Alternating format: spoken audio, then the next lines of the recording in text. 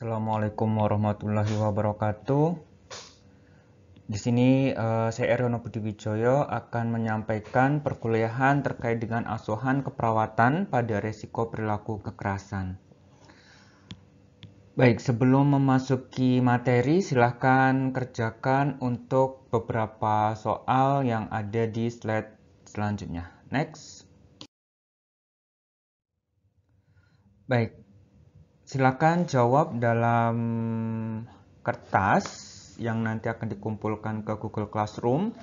Apa perbedaan antara perilaku kekerasan dengan marah? Oke, silakan dikerjakan. Saya beri waktu sekitar 1 menit ya, 30 menit, 30 detik sampai dengan 1 menit.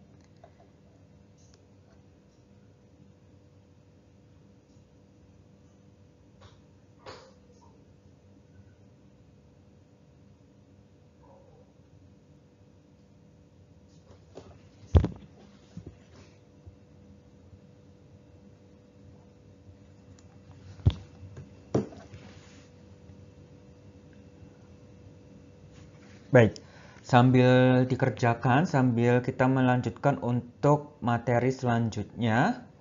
Ketika kita sudah mengetahui perbedaan perilaku kekerasan dengan marah, kita akan mengetahui intervensi atau apa yang harus kita lakukan pada perilaku-perilaku tersebut, baik itu perilaku kekerasan ataupun marah. Next. Nah, ini adalah definisi dari perilaku kekerasan. Perilaku kekerasan adalah atau merupakan salah satu respon terhadap stresor di mana individu beresiko melakukan tindakan atau perilaku yang bertujuan untuk melukai orang lain, baik secara fisik maupun psikologis. Kemudian dapat diarahkan pada diri sendiri, orang lain, ataupun lingkungan. Itu adalah resiko. Selanjutnya, perilaku kekerasan adalah hasil dari marah yang ekstrim atau kemarahan atau ketakutan atau panik sebagai respon terhadap perasaan terancam, baik berupa ancaman secara fisik ataupun konsep diri. Itu menurut Stewart. Jadi dia bisa karena marah yang terlalu ekstrim, akhirnya melakukan perilaku kekerasan, ataupun terlalu takut, terlalu panik dengan kondisi tertentu dan merasa dirinya terancam, nah itu juga bisa melakukan perilaku kekerasan. Nah, ada juga yang mengatakan bahwa perilaku kekerasan itu salah satu respon marah yang diekspresikan dengan melakukan ancaman, mencederai orang lain ataupun lingkungannya. Nah, jadi resiko perilaku kekerasan dengan perilaku kekerasan itu dia berbeda. Oke, resiko itu adalah suatu respon yang dia itu pernah mengalami sebelumnya. Jadi, kedepannya dia beresiko untuk melakukannya kembali. Oke. Kemudian perilaku kekerasan itu adalah suatu respon yang memang dia terjadi saat itu. Oke, yang terjadi saat itu baik karena marah, karena alasan yang jelas, ataupun bisa karena ada halusinasi yang membuat dia ingin marah seperti itu atau ingin melakukan perilaku kekerasan, atau ketakutan yang berlebih sehingga membuat dirinya itu panik, membuat dirinya itu terancam, merasa dirinya itu terancam, jadi dia melakukan perilaku kekerasan. Jadi perilaku kekerasan itu yang terjadi saat ini, sedangkan resiko perilaku kekerasan itu bisa terjadi kapanpun dikarenakan memiliki faktor masa lalu yang pernah melakukan perilaku kekerasan.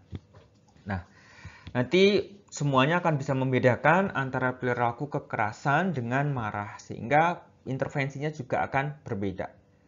Baik, next. Nah, di sini di perilaku kekerasan akan dibagi menjadi dua penyebab, yaitu faktor predisposisi dan juga faktor presipitasi. Faktor predisposisi itu adalah faktor yang dia itu terjadi lebih dari 6 bulan dan dibagi menjadi 3 bagian, yaitu faktor biologis, faktor psikologis, dan faktor sosiokultural yang nanti akan kita bahas satu persatu. Kemudian faktor presipitasi yaitu ada nature, terdiri dari biologis, psikologis, dan sosial budaya. Faktor presipitasi itu adalah faktor yang terjadi kurang dari 6 bulan, mulai dari sekarang sampai ke belakang 6 bulan terakhir. Nah, itu bagaimana terkait dengan biologisnya, psikologis, dan juga sosial budayanya. Kemudian setelah itu akan dilihat originnya, baik itu internal atau eksternal. Nanti akan kita bahas satu persatu, internal itu apa, eksternal itu apa.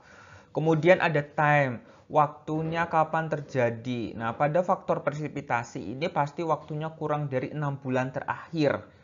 Jadi kalau sekarang bulan November, berarti 6 bulan terakhir ke belakang, Juni seperti itu. Oke, kemudian ada number. Number ini terkait dengan banyaknya stresor yang masuk. Nanti akan kita bahas satu persatu. Baik, kita akan lihat terlebih dahulu apa sih faktor predisposisi itu. Next. Nah, di sini dijelaskan bahwa faktor predisposisi itu ada 3 komponen, yaitu faktor biologis, faktor psikologis, dan juga faktor sosiokultural. Apa yang harus kita kaji pada faktor predisposisi pada pasien ini?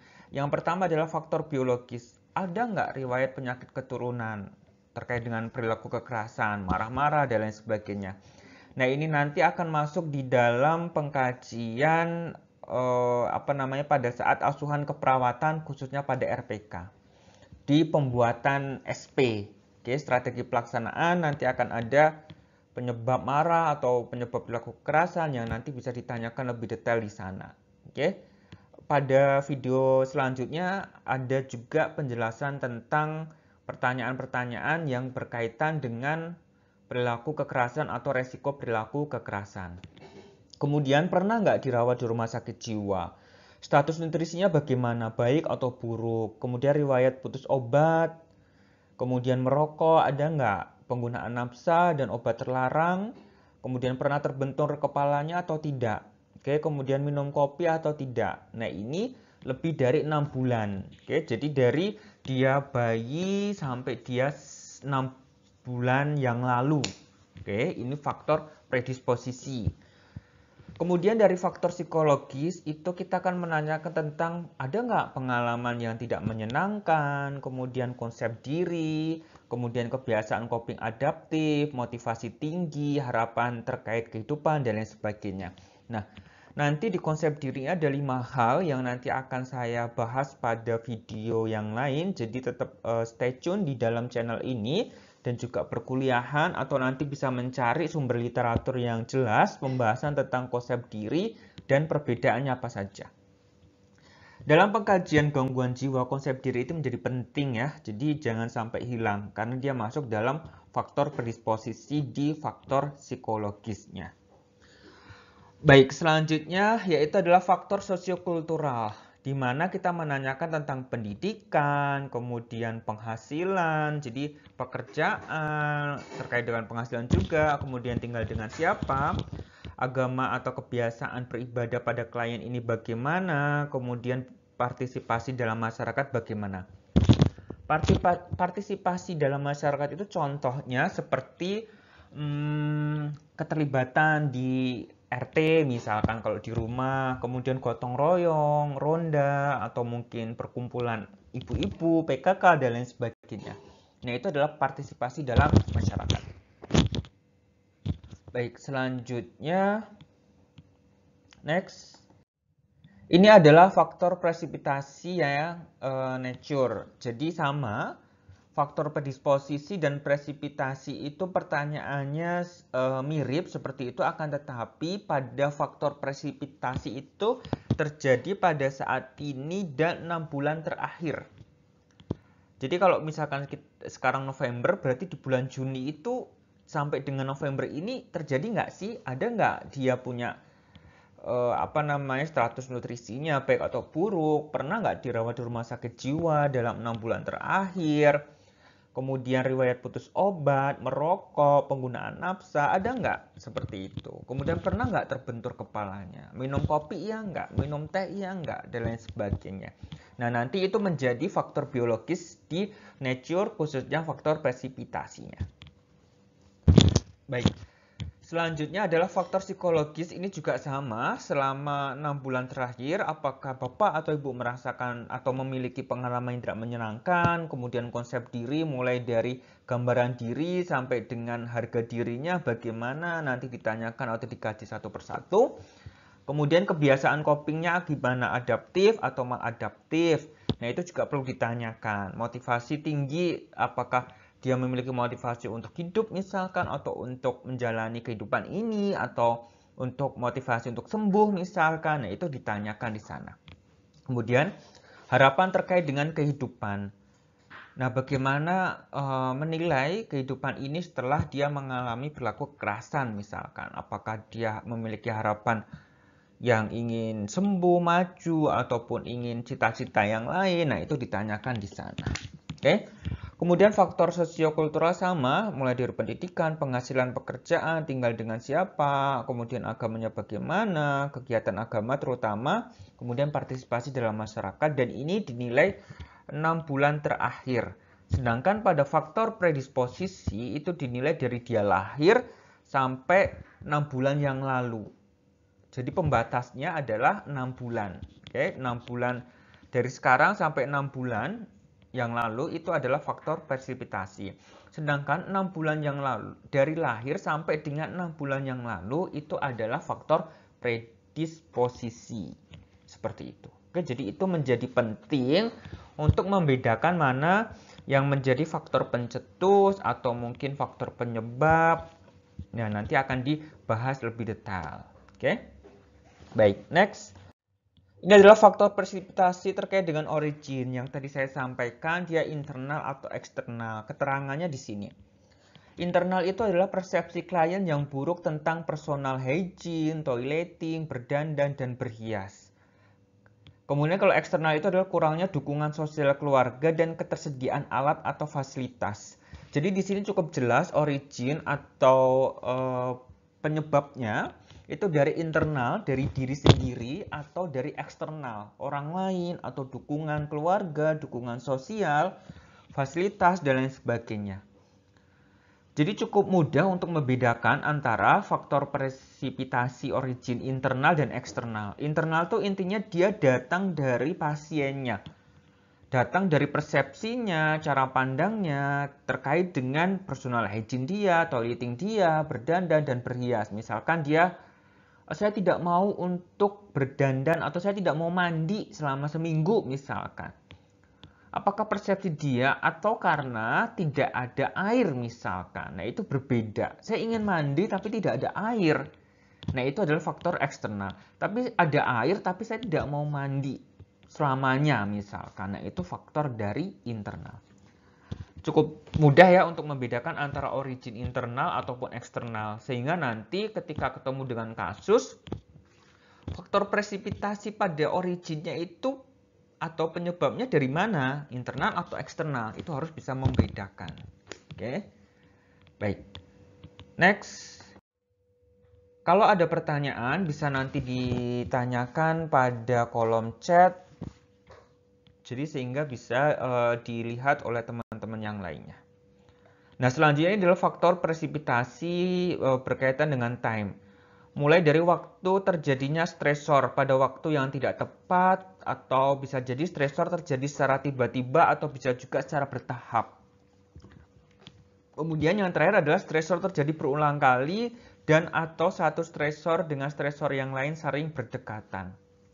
Nah, ini waktu yang cukup jelas bagaimana terkait dengan penyebab dia marah misalkan, atau dia penyebab dia melakukan perilaku kekerasan. Nah, waktunya itu apakah terjadi langsung atau karena sebab-sebab tertentu langsung dia marah, stresor-stresor tertentu langsung dia marah. Nah, itu juga terjadi di sini. Oke. Jadi ini cukup jelas untuk time, bisa dibedakan terkait dengan waktu terjadinya stresor. Oke. Next. Nah, ini adalah faktor presipitasi untuk yang terakhir, yaitu number, di mana sumber stresornya itu lebih dari satu atau banyak, atau stres dirasakan sebagai masalah yang berat. Nah, ini juga berdasarkan persepsi dari pasiennya atau dari klien yang kita lakukan pengkajian. Nah, di sana dilihat apakah stresornya itu banyak atau stresornya itu saya rasa stresornya cuma satu, akan tetapi terlalu difikirkan terlalu mendalam dan dirasakan oleh klien ini berat. Jadi harus jelas. Number itu memang berhubungan dengan nomor. Oke. Baik, selanjutnya next. Baik. Di sini penilaian terhadap stresor itu dibagi menjadi 5. Jadi penilaian terhadap stresor itu bagaimana seseorang itu setelah dia menerima suatu stresor atau rangsangan dari luar. Jadi kita nilai dari kognitif, caranya berpikir, afektif perasaannya, kemudian fisiologis itu bagaimana dia berdampak pada tubuhnya, kemudian perilakunya, bagaimana terkait dengan perilakunya, dan sosialnya itu hubungan dengan orang lain. Secara simpel dari kelima hal ini sebenarnya berhubungan satu dengan yang lainnya. Oke, yang pertama, coba saya kasih pen ya. Nah, apa yang difikirkan ketika mendapatkan nilai yang jelek misalkan? Apa yang difikirkan? Kemudian pindah dari yang difikirkan, apa yang ibu rasakan atau yang bapak rasakan. Oke. Nah, dari perasaan tersebut, dari yang difikirkan, yang diperasakan tersebut, apa yang dialami oleh tubuh? Misalkan susah tidur, kemudian deg-degan, kemudian berkeringat, dan lain sebagainya. Nanti ada contohnya di belakang. Kemudian, bagaimana berperilaku? Apakah tertutup, kemudian malah bercerita, atau mungkin menutup diri, tidak mau berhubungan dengan orang lain, seperti itu. Itu terhadap perilakunya. Kemudian bagaimana sosialnya? Hubungan dia dengan orang lain, menarik diri kah, lebih sering menyendiri, tidak mau berbicara, atau mungkin bahkan malah suka berbicara. Nah, ini adalah 5 komponen yang saling berhubungan satu dengan yang lain. Jadi mulai dari misalkan dapat stresor atau dapat rangsangan seperti itu, kemudian apa yang difikirkan. Kemudian setelah difikirkan apa yang dirasakan. Kemudian dampak dari tubuh bagaimana. Selanjutnya berperilakunya bagaimana. Dan yang terakhir adalah bagaimana berhubungan dengan orang lain. Seperti itu ya. Jadi silakan dibuat konsep agar pertanyaannya itu satu ke yang lain itu saling berhubungan. Oke. Baik, next. Nah, ini contoh-contohnya. Nih, ini adalah kognitif yang tadi yang kita tanyakan, apa yang difikirkan. Ada dua hal yang masuk dalam konsep kognitif sampai dengan sosial. Ada secara subjektif, ada secara objektif.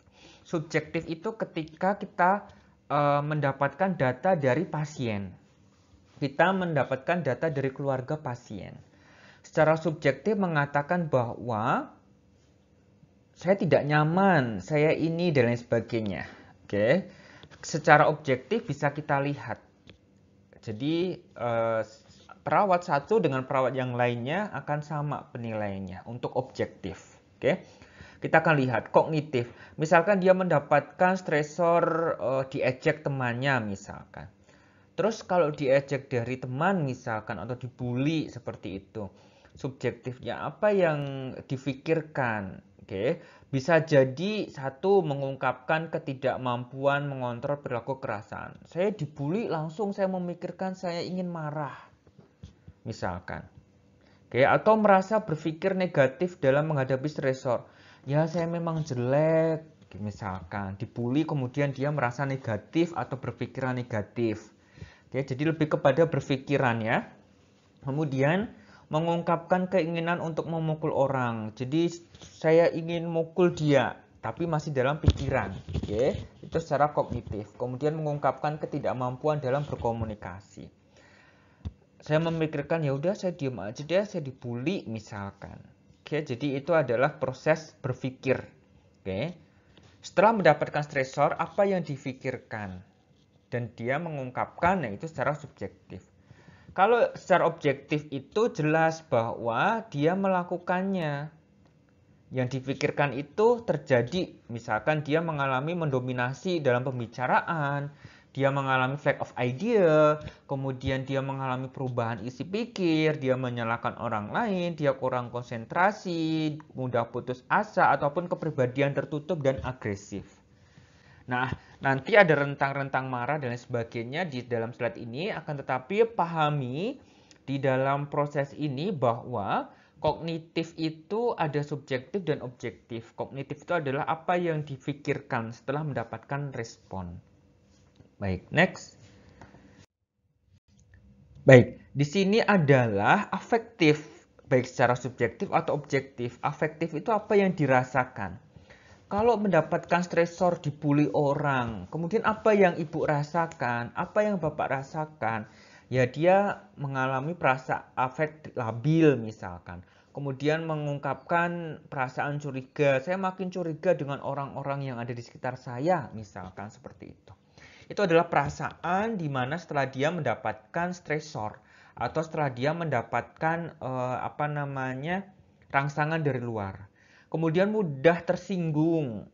Oke, jadi perasaannya mudah tersinggung, tidak nyaman, merasa jengkel atau kesal, kemudian mengungkapkan keinginan untuk memukul orang. Nah, ini adalah perasaan-perasaan yang dia itu rasakan setelah mendapatkan stresor dari luar. Oke. Kalau secara objektif cukup jelas, jadi bisa kita lihat marah, frustasi, pemurung, menunjukkan ketidakpedulian dengan lingkungan atau acuh, kemudian sering meremehkan sesuatu atau kurang percaya diri. Nah, ini adalah secara afektif atau perasaan. Oke, cukup jelas? Kalau ada pertanyaan bisa ditanyakan di kolom chat. Baik, next. Baik, ini adalah secara fisiologis. Secara fisiologis juga sama, ada dua, yaitu subjektif dan objektif. Jadi, secara fisiologis itu dilihat terlebih dahulu. Perubahan di dalam tubuhnya itu seperti apa? Oh, saya pusing. Saya deg-degan, berdebar-debar. Saya mual, tidak enak di perut. Jadi itu secara subjektif tidak bisa kita lihat. Tapi secara objektif bisa kita lihat mukanya memerah, pandangannya tajam, rahang mengatup dengan kuat, tanda mengepal, wajah tegang dan kewaspadaan meningkat, kemudian frekuensi BAB dan BAK itu cenderung meningkat. Nah, ini objektif itu adalah tanda-tanda marah. Oke. Jadi nanti bisa dipelajari lebih dalam apa sih marah dan tanda-tandanya. Tadi kan sudah mencoba untuk menjawab bedanya perilaku kekerasan dengan marah, ya kan? Nah, di sini tanda-tanda marah secara objektif salah satunya ini. Ada 6 hal ini. Oke? Baik. Next. Selanjutnya, next. Baik. Ini adalah perilaku. Jadi perilaku juga sama, ada secara subjektif, ada secara objektif. Ketika mendapatkan stresor, dibully orang, diejek orang, bagaimana perilaku ibu atau bapak?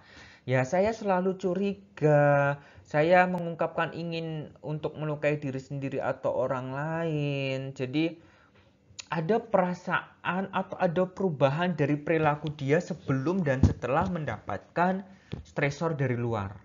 Oke. Nah, secara objektifnya cukup jelas dia mondar-mandir, memukul benda atau orang, merusak barang, kemudian ada suara tinggi atau keras, kemudian agresif, kemudian suka membentak orang lain atau bersikap sinis terhadap orang lain.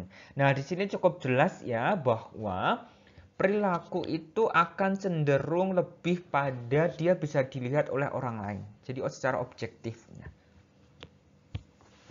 Setelah mendapatkan stresor dari luar. Oke? Baik, next. Baik, ini yang terakhir yaitu sosial, baik secara subjektif atau objektif. Tadi kan sudah cukup jelas ya, sosial itu apa? Jadi dia hubungan antara diri dia dengan orang lain, diri dia dengan lingkungan. Jadi kita lihat secara subjektifnya bagaimana. Sering mengungkapkan keinginannya dengan nada mengancam misalkan. Atau secara verbal sering mengejek, mengolok-olok misalkan. Nah, di sini secara objektifnya cukup jelas yaitu menarik diri dalam pergaulan lingkungan sekitar, kemudian mengasihkan diri atau mengalami penolakan. Oke, jadi ini cukup jelas secara objektif itu yang terlihat. Nah, nanti bedakan Data objektif dan data subjektif untuk sosial ini. Oke, saya rasa ini cukup jelas dan cukup clear. Oke, baik, next. Nah, ini adalah proses psikodinamika masalah perilaku kekerasan. Psikodinamika itu adalah proses berjalannya penyakit atau di dalam tubuh itu bagaimana sih perilaku kekerasan itu terjadi. Oke. Bisa jadi awalnya perilaku kekerasan itu terjadi karena ada ancaman atau kebutuhan atau stres serta kecemasan yang tinggi. Nah, dari stres, ancaman atau kecemasan itu kemudian dia merasa tidak kuat mengungkapkan secara verbal. Oke, jadi tidak mampu untuk bercerita, tidak mampu untuk menyampaikan pendapatnya. Akhirnya bisa jadi melarikan diri dari masalah, atau bisa jadi perasaan emosi yang berkepanjangan, dan bisa jadi rasa malu atau rasa bermusuhan. Jadi terjadi rasa bermusuhan antara diri dia dengan orang lain yang dia mengungkap atau yang dia menyampaikan stresor itu. Misalkan tadi dibully misalkan, kemudian dia tidak bisa menyampaikan bahwa saya tidak suka dibully, saya tidak suka dengan dengan perilaku orang kepada saya. Oke, jadi saya tidak mau untuk diejek misalkan, tapi dia tidak bisa mengungkapkan secara verbal. Oke, sehingga dia melarikan diri dari masalah, dia tidak mau atau dia merasa emosinya itu berkepanjangan, jadi dia tidak bisa menyelesaikan masalah itu, jadi semakin memanjang emosinya dan akhirnya dia bermusuhan dengan orang yang mengungkapkan atau orang yang membuli dia. Nah, itu adalah prosesnya. Nah, selanjutnya dari hal tersebut marah pada diri sendiri atau marah pada orang lain itu akan muncul. Oke. Kemudian bisa jadi depresi psikomatik, agresif, dan mengamuk. Nah, ini adalah level-level dari marah, nanti akan dibahas di slide selanjutnya. Dijelaskan bahwa Departemen Kesehatan juga mengungkapkan bahwa stres, cemas, harga diri rendah, dan juga rasa bersalah itu dapat menimbulkan kemarahan yang dapat mengarahkan kepada perilaku kekerasan. Nah, sekarang cukup ada perbedaan atau cukup jelas perbedaannya apa yang dimaksud dengan kemarahan atau apa yang dimaksud dengan perilaku kekerasan. Oke, nanti akan saya jelaskan setelah ini. Selanjutnya, respon terhadap marah itu dapat diekspresikan secara eksternal maupun internal. Nah, diekspresikan secara eksternal itu ya dia terlihat membanting barang, dia terlihat memukul orang lain, dia terlihat melukai diri sendiri. Secara internal responnya marah ya dia memendam, dia lebih sering untuk tidak meluapkan emosinya seperti itu. Jadi dia terjadi gejolak dalam dirinya. Itu respon marah yang terjadi secara internal. Nah, secara eksternal ini contohnya ya tadi ya, secara eksternal dapat berupa perilaku kekerasan, internal itu dapat berupa perilaku depresi dan penyakit fisik.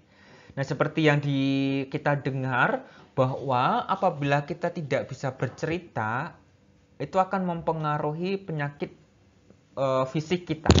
Jadi makin hipertensi misalkan atau bisa jadi makin depresi. Nah, itu terjadi secara internal. Dia tidak bisa mengungkapkan apa yang dia rasakan. Oke. Kemudian selain itu perilaku kekerasan juga dapat disebabkan karena adanya masalah gangguan persepsi sensori.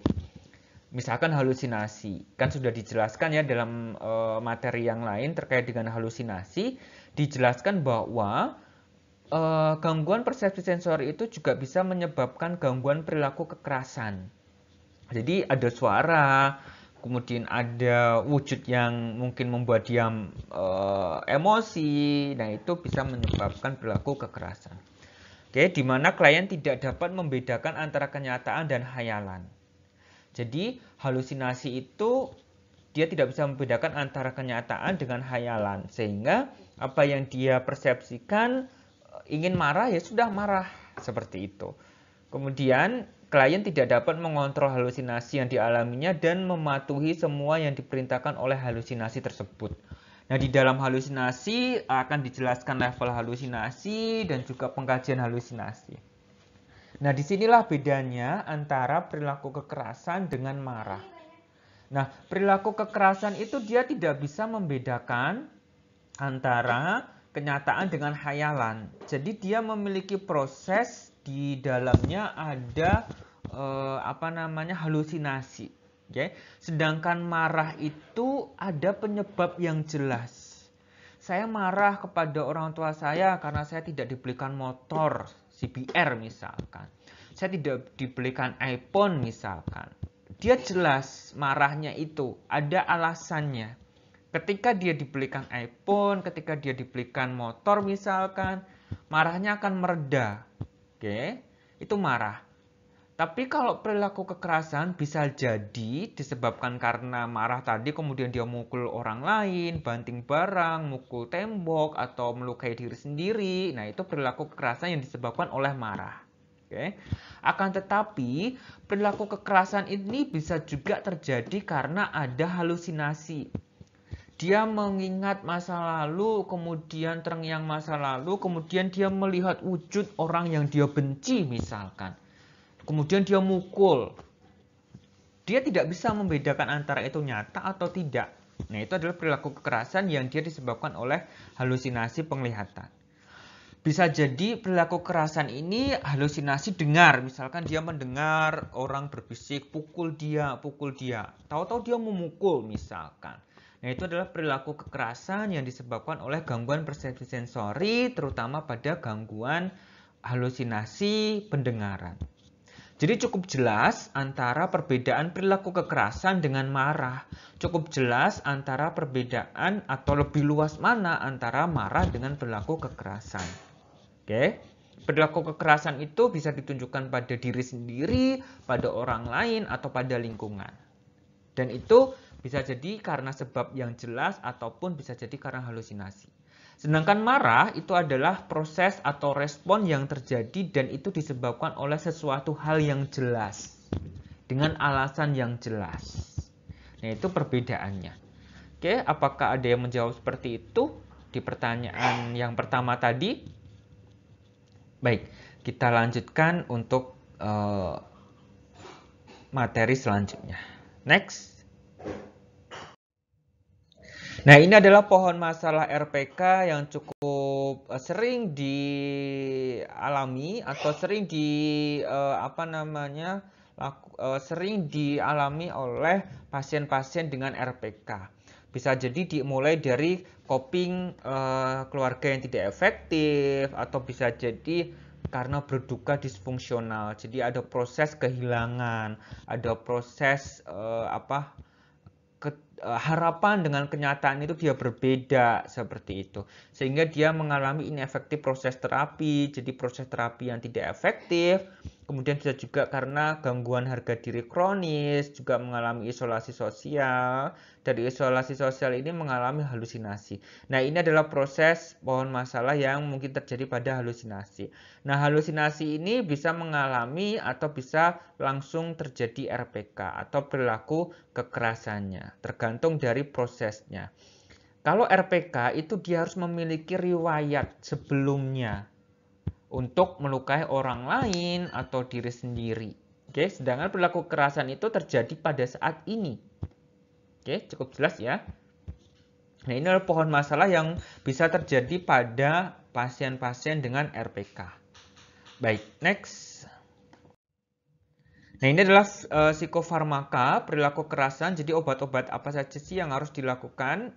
Di sini akan dijelaskan di materi yang selanjutnya. Akan tetapi, perawat harus berperan dalam melakukan evaluasi efek samping yang mungkin timbul akibat pemberian antipsikotik. Seperti apa yang harus dilakukan oleh perawat? Seperti melakukan edukasi kepada klien dan keluarga terkait pengobatan untuk meningkatkan kepatuhan dan meminimalisir dampak dari efek samping yang mungkin timbul.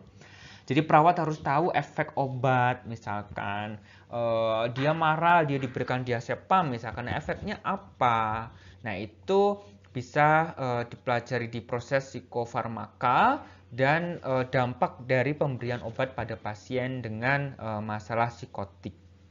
Baik, next. Nah, ini kita lihat tahapan perilaku kekerasan. Ada 6 tahapan perilaku kekerasan. Nah, nanti akan dibedakan antara tahap perilaku kekerasan dengan tahap marah. Jadi ada perbedaannya. Yang pertama adalah triggering insiden. Jadi ada insiden yang membuat atau men-trigger atau membuat sesuatu itu muncul. Ada pemicu. Oke. Kemudian ada escalation fase. Jadi ada fase di mana dia membangkitkan fisik dan emosional yang dia itu muncul teori fight atau flight. Jadi lawan atau melarikan diri. Nah, nanti ada penjelasan tersendiri untuk hal ini ya. Kemudian ada krisis point. Oke. Kemudian dalam akan saya bahas satu persatu ya, nanti 3 poin selanjutnya ada di slide selanjutnya. Nah, triggering insiden di sini adalah ada insiden yang dia itu men-trigger, ada insiden yang dia itu memicu suatu untuk dia bersifat agresi, untuk dia bersifat marah, atau untuk dia bersifat berlaku kekerasan. Contohnya apa? Ditandai dengan adanya provokasi, kemudian adanya respon terhadap kegagalan, jadi misalkan gagal bercinta, atau mungkin gagal masuk perguruan tinggi, atau gagal mendapatkan pekerjaan, atau gagal mencapai cita-cita misalkan. Nah, itu ada yang men-trigger di sana. Kemudian ada komunikasi yang buruk, situasi yang menyebabkan frustasi, kemudian ada pelanggaran batas terhadap jarak personal, jadi privasi terlanggar di sana. Kemudian ada juga harapan yang tidak terpenuhi. Nah, pada fase ini klien dan keluarga dia itu baru datang. Maksudnya baru datang itu jadi baru proses ditanyakan. Ada nggak sih yang membuat perilaku kekerasan ini muncul? Oke. Nah, kemudian dari triggering insiden ini muncul ke escalation fase. Nah, di mana fase ini muncul dari tubuh itu perilaku untuk apakah kita akan melawan dia atau kita akan melarikan diri, flight atau fight. Oke, jadi ditandai dengan ada kemarahan yang memuncak. Oke, tapi belum terjadi tindakan kekerasan. Jadi masih tanda-tanda marah seperti muka merah, tangan menggenggam. Jadi masih ada rasa ingin melawan, atau bisa jadi melarikan diri ketika dia itu tidak ingin melawan stresor tersebut. Oke, jadi ada keinginan untuk fight atau melawannya, atau flight untuk menghindarinya. Oke, bisa jadi pada fase ini itu muncul halusinasi atau gangguan kognitif, atau mungkin ada gangguan penggunaan zat, kerusakan neurologi atau kognitif, dan juga ada resiko untuk bunuh diri atau coping yang tidak efektif pada keluarga ini atau pada pasien ini. Jadi dia masuk pada fase eskalasi. Oke, eskalasi atau escalation fase. Nah, selanjutnya masuk ke poin krisis, di mana ini adalah poin yang lebih tinggi pada saat escalation itu gagal untuk mencapai tujuan. Jadi sudah melakukan kekerasan, mulai banting barang, mukul orang, mukul diri sendiri. Dia masuk ke fase krisis point. Oke, jadi dia sudah menunjukkan kemarahannya. Dia sudah menunjukkan perilaku kekerasannya. Jadi banting barang dan lain sebagainya sudah saya jelaskan. Baik, next. Baik, yang keempat adalah settling fase, yaitu di mana klien sudah melakukan kekerasan, kemudian telah melepaskan energi marahnya, jadi dia masih ada rasa cemas dan marah dan beresiko kembali pada fase awal. Jadi settling fase itu dia fase yang sudah puncak klimaksnya. Crisis point itu dia di klimaks ya. Kemudian dia akan turun settling fase ini, akan tetapi bisa jadi dia naik lagi ke klimaks. Kemudian settling fase turun lagi. Jadi dia sudah mengungkapkan, dia sudah marah, kemudian dia sudah bertindak seperti itu. Kemudian bisa sampai ke klimaks lagi, naik lagi. Oke, kemudian yang ketiga adalah post crisis depression. Jadi klien pada fase ini mungkin mengalami kecemasan yang tinggi atau depresi serta berfokus pada kemarahan dan kelelahannya. Jadi ini mulai fase turun, post crisis depression. Jadi dia turun fase di mana seseorang setelah marah dia akan turun, dia akan cemas. Aduh, ini bener nggak yang saya lakukan? Aduh, dampaknya apa ketika saya marah? Jadi dia ada fase di mana post crisis depression itu muncul. Oke. Nah, kemudian adalah yang terakhir adalah return to normal functioning. Oke, return to normal functioning. Nah, di sini mulai klien itu kembali pada keseimbangan normalnya dari perasaan cemas, depresi, atau kelelahan. Jadi dia sudah memasuki fase normal kembali. Dia akan tenang, dia akan bisa jadi istighfar mungkin, atau mungkin menyebut nama Tuhan, dan lain sebagainya, mengucap dan lain sebagainya, berdoa dan lain sebagainya. Dia akan kembali pada fase normalnya, normal functioning. Jadi, fase di sini ada 6 tahap. Oke, jadi ada triggernya, kemudian dia ada fase di mana dia ada fight atau flight, kemudian dia krisis point di klimaks, kemudian dia settling fase, turun, kemudian bisa ke klimaks lagi, kemudian turun lagi ke klimaks lagi, dan juga post krisis depression itu adalah proses di mana dia akan memikirkan apa yang dia lakukan itu benar atau salah, kecemasannya mulai meninggi, kemudian takut apa yang terjadi itu melukai orang lain, dan bahkan bisa terjadi kelelahan pada dirinya. Nah, yang fase terakhir adalah fase kembali ke fungsi awal. Oke. Nah, setiap orang berbeda-beda untuk proses perilaku kekerasan ini, dan waktunya juga berbeda-beda. Jadi, yang penting tahapan ini akan dilalui oleh pasien atau orang-orang dengan perilaku kekerasan. Baik, itu adalah perilaku kekerasan. Saya rasa cukup jelas dan bisa membedakan antara perilaku kekerasan dan juga marah. Nah, marah akan kita lihat di slide selanjutnya. Next. Nah, ini adalah marah. Marah itu adalah perasaan marah normal bagi setiap individu. Oke, jadi marah itu suatu normal. Oke, tidak suatu gangguan. Akan tetapi perilaku yang dimanifestasikan oleh perasaan marah yang berfluktuatif sepanjang rentang adaptif dan maladaptif. Marah itu baik ketika dia responnya adaptif, tapi kalau dia responnya maladaptif itu tidak baik. Oke? Nah, kita lihat rentang respon marah. Di sini ada respon adaptif. Respon adaptif itu respon yang positif. Oke?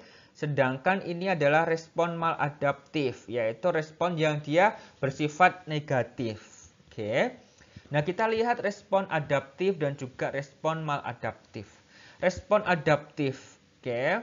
Jadi mulai marah itu asertif. Asertif itu menerima, kemudian bisa bekerja sama. Nah, nanti akan ada penjelasan. Frustasi itu mulai stres. Aduh, kalau saya marah harus gimana? Dampaknya pada saya apa? Dampaknya pada lingkungan apa? Oke, itu frustasi. Jadi masih ambigu.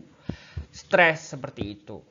Kemudian dia pasif. Pasif itu dia tidak akan melakukan kegiatan apapun walaupun dia marah.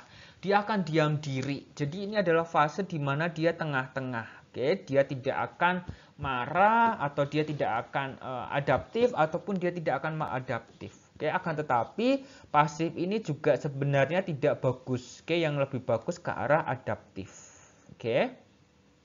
Nah, kemudian adalah agresif. Agresif itu dia udah mulai aktif. Oh, sudah mulai aktif ya, banting barang, mukul orang lain, mukul diri sendiri. Nah, itu adalah proses agresif. Nah, yang terakhir adalah kekerasan. Kekerasan ini yang sudah kita jelaskan di awal-awal tadi, sudah memunculkan untuk dia itu mukul orang lain dan juga membanting barang dan lain sebagainya. Agresif dengan kekerasan itu berbeda. Agresif itu lebih kepada dia aktif, mulai mondar-mandir, mulai menunjukkan tanda-tanda marah. Mukanya memerah, tangan mengepal, nada tinggi, mulai bentak-bentak, mulai mukul-mukul, dan lain sebagainya. Kalau kekerasan itu sudah ditunjukkan. Nah, kita akan lihat pada slide selanjutnya perbedaan dari masing-masing respon adaptif dan juga maladaptif pada rentang respon marah. Baik, next. Nah, ini asertif, frustasi, pasif, agresif, dan kekerasan yang tadi cukup saya jelaskan di awal. Jadi bisa silahkan dibaca ya, 10 detik mungkin untuk membedakan antara asertif dan kekerasan. Saya rasa sudah saya jelaskan pada slide sebelumnya. Ya, silahkan dibaca.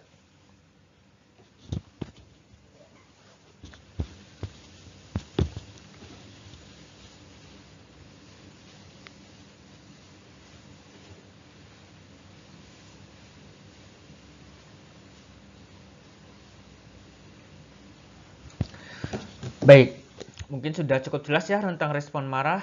Baik, kita lanjutkan next.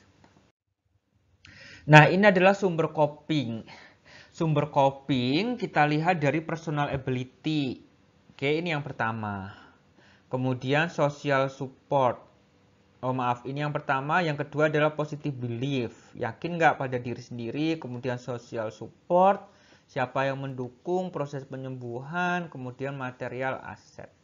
Nah, ini harus ditanyakan sumber copingnya. Sumber copingnya itu ada 4 hal. Oke, kita akan bahas satu persatu pada slide selanjutnya. Mulai dari personal ability, positive belief, social support, dan material asset. Next.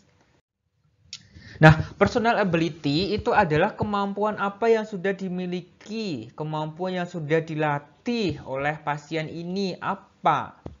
Nah, kita lihat di sini.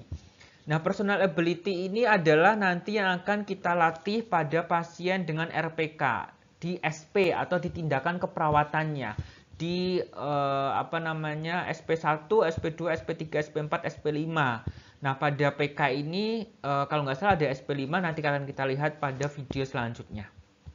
Oke.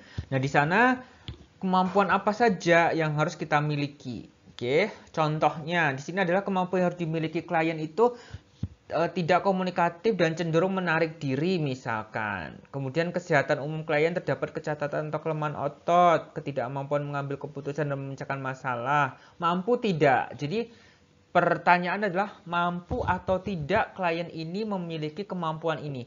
Oh, klien ini mampu untuk berkomunikasi. Klien ini tidak mampu untuk berkomunikasi. Nah, itu ditanyakan atau muncul pada personal ability. Kayak kemampuan berhubungan dengan orang lain tidak ada kuat, kemudian pengetahuan tentang masalah perawatan diri, kurang mampu melakukan perawatan diri atau integritas ego yang tidak ada kuat. Oke, jadi ini adalah kemampuan yang harus dimiliki atau personal ability yang harus dimiliki oleh si pasien itu. Next. Nah, selanjutnya adalah social support. Social support itu adalah dukungan sosial yang diberikan oleh keluarga terdekat, teman, atau caregiver. Oke, jadi dia dilihat dukungan sosialnya di mana? Dilihat di caregivernya atau dilihat di keluarga. Dia dan kemampuannya apa? Caregiver bisa apa? Kemudian keluarga bisa apa? Ini juga social support atau kemampuan dari dukungan keluarga atau dukungan sosial itu ada pada kemampuan tindakan keluarga. Nanti akan kita bahas pada slide di tindakan keperawatan. Oke, baik. Next. Kemudian positive belief, dia adalah keyakinan yang muncul atau nilai positif terhadap kesehatan. Tidak memiliki motivasi untuk sembuh. Ada nggak motivasi untuk sembuh? Kemudian penilaian negatif terhadap pelayanan kesehatan. Jadi lebih kepada yakin nggak sih dirawat di sini? Yakin nggak sih kesembuhan setelah dirawat di sini? Kemudian yakin nggak sih dengan petugas kesehatan yang merawat Bapak? Jadi proses keyakinan atau yakin atau tidak dengan proses penyembuhan yang Bapak lakukan di sini. Itu contohnya. Baik, next. Nah, ini adalah material aset. Ada 2 hal ya, yaitu finansial dan yankes atau pelayanan kesehatan. Finansial itu seperti apakah memiliki tabungan untuk atau jaminan kesehatan. Oke, ini bisa dibaca. Sedangkan pada pelayanan kesehatan itu adalah jarak dari fasilitas kesehatan dari rumah ke yankes itu jauh atau tidak. Ada nggak kader kesehatan di sana, seperti itu ya. Oke, next. Nah, selanjutnya yang harus kita kaji adalah mekanisme coping pada pasien ini. Apakah dia bersifat konstruktif atau destruktif? Konstruktif itu yang membangun, yang positif. Destruktif itu yang merusak atau negatif. Contohnya ada negosiasi, kompromi, sampai dengan antisipasi pada konstruktif. Ini cukup jelas ya arti dan lain sebagainya. Kemudian destruktif itu yang dia regresi atau pemunduran. Proyeksi atau melihat dirinya itu lemah, withdrawal menarik diri, isolasi sosial, kompensasi, sampai displacement. Nah, ini adalah yang negatif-negatif dan saya rasa ini cukup jelas dan ada di pengkajian keperawatan jiwa. Nanti akan ada video selanjutnya yang ada di dalam deskripsi ini terkait dengan mekanisme coping terutama pada pengkajian keperawatan. Baik, next. Nah, ini adalah contoh kasusnya. Jadi nanti untuk penugasan ini bisa dilihat, tapi ini tidak dicontek full ya. Jadi mahasiswa bisa mengembangkan kasusnya sehingga ada gambaran tanda-tanda marah, ada gambaran apa yang harus kita lakukan atau perawat lakukan ketika merawat pasien dengan perilaku kekerasan. Oke, ini gambaran kasusnya. Baik, next. Nah, pasti diagnosa keperawatan adalah risiko perilaku kekerasan karena memang kita berfokus atau materi dalam perkuliahan ini yaitu risiko perilaku kekerasan. Baik, next. Baik, kita akan lanjut ke materi part 2 yaitu tentang tindakan keperawatan. Oke, deskripsi atau link bisa dilihat di dalam deskripsi video ini. Oke, terima kasih. Jangan lupa subscribe bagi yang belum subscribe dan juga bisa di-share ketika video ini bermanfaat. Oke, kita lanjut ke part 2.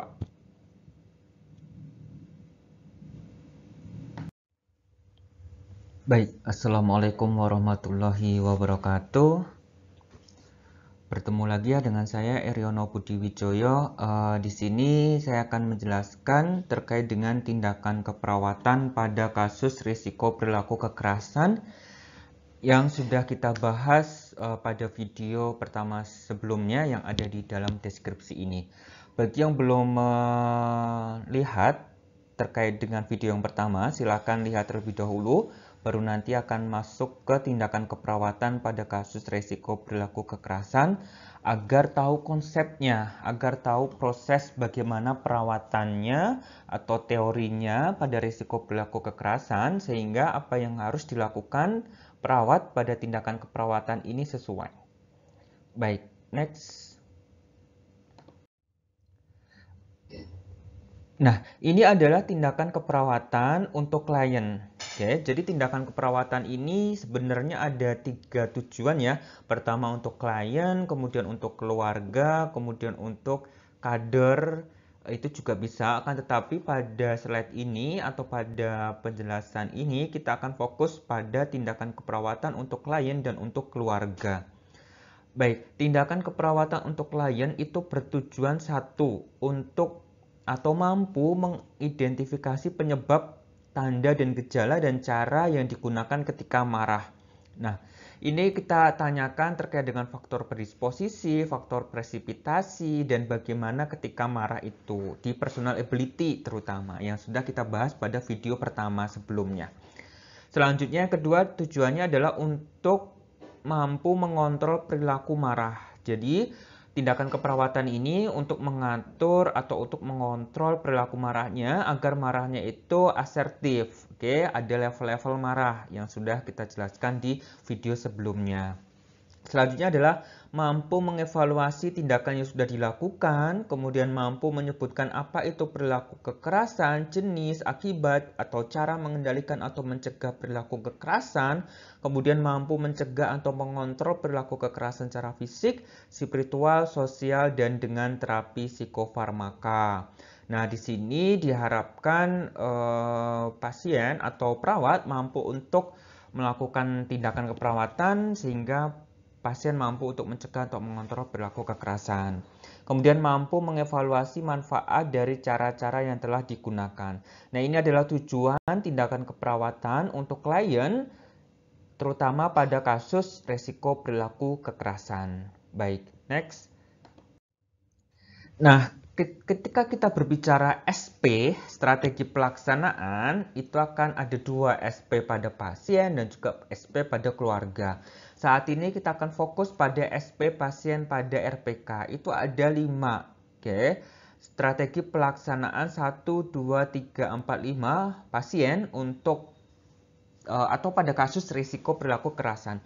SP1 yaitu mengidentifikasi penyebab, tanda gejala, dan juga serta akibat dari perilaku kekerasan. Itu SP1.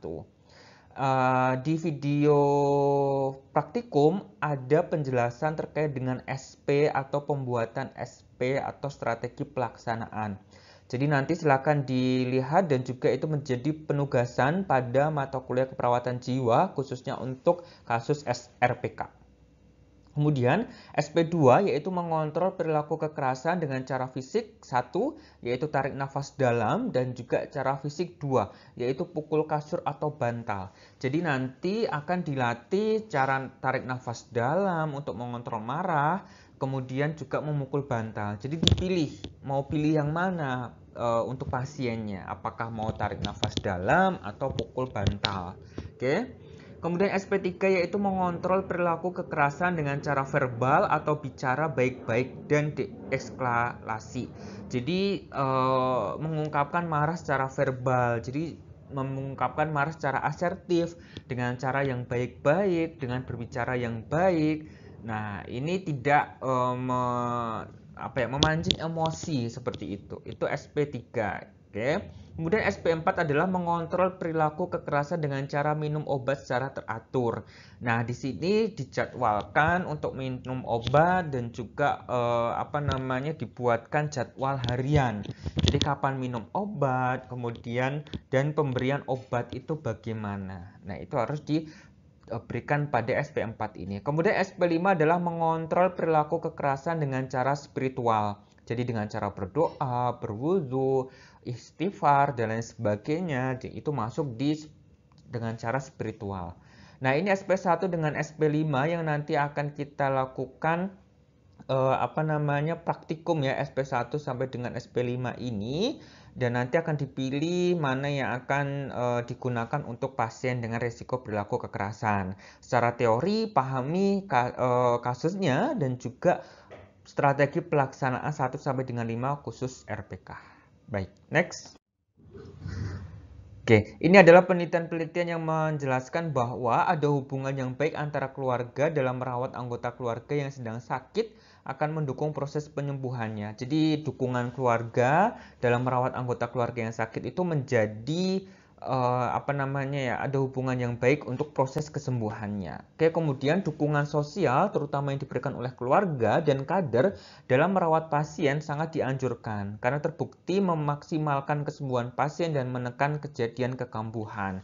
Nah, ini juga pernah diteliti juga ya pada tahun 2015, 13 dan juga 11 menyatakan bahwa dukungan sosial baik itu keluarga dan kader itu bisa menekan angka kekambuhan dan juga memaksimalkan kesembuhan pasien. Baik, next. Nah, tadi kita berbicara tentang terapi individu atau strategi pelaksanaan 1 sampai dengan 5. Nah, ini adalah terapi aktivitas kelompok untuk perilaku kekerasan pada stimulasi persepsi.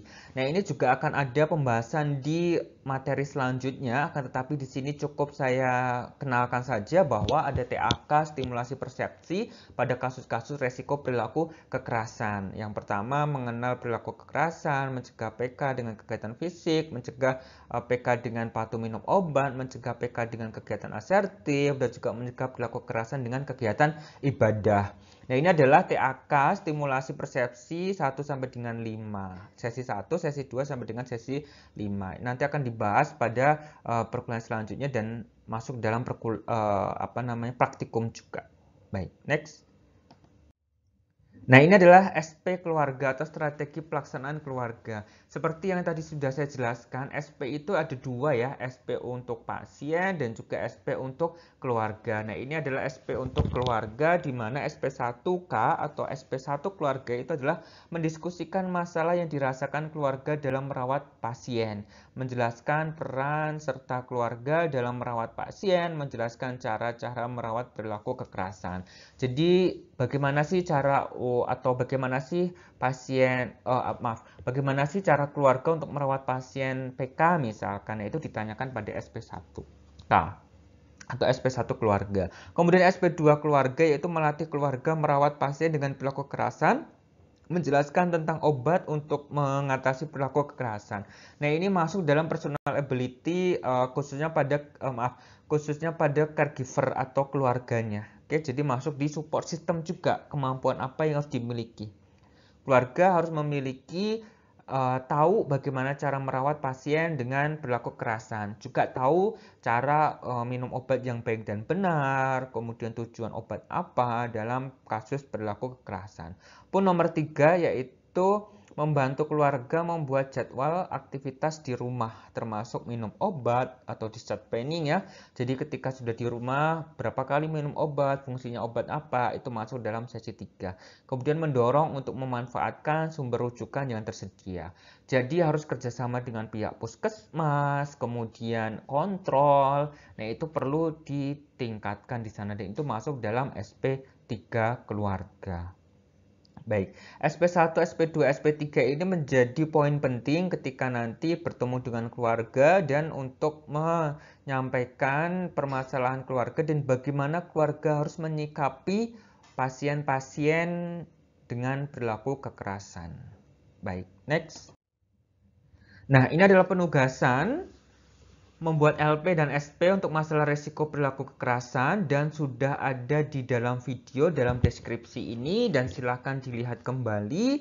Itu ada contoh LP dan SP, akan tetapi jangan diciplak, jangan dicontoh full, tapi itu sebagai gambaran atau itu sebagai proses untuk mahasiswa bisa menuliskan LP dan SP. Dan kasus juga jangan diciplak, tapi buat kasus yang dia itu sesuai dengan tanda dan gejala perilaku kekerasan.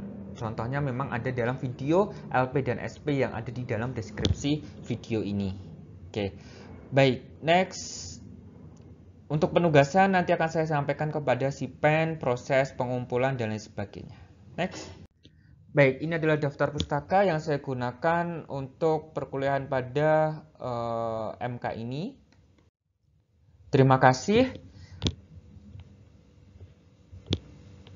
Terkait dengan proses perkuliahan pada sore hari ini, jangan lupa untuk like, subscribe, dan juga komen dengan presensi dalam komentar, kolom komentar. Oke, sukses untuk semuanya dan tetap semangat walaupun kita masih dalam pandemi COVID-19.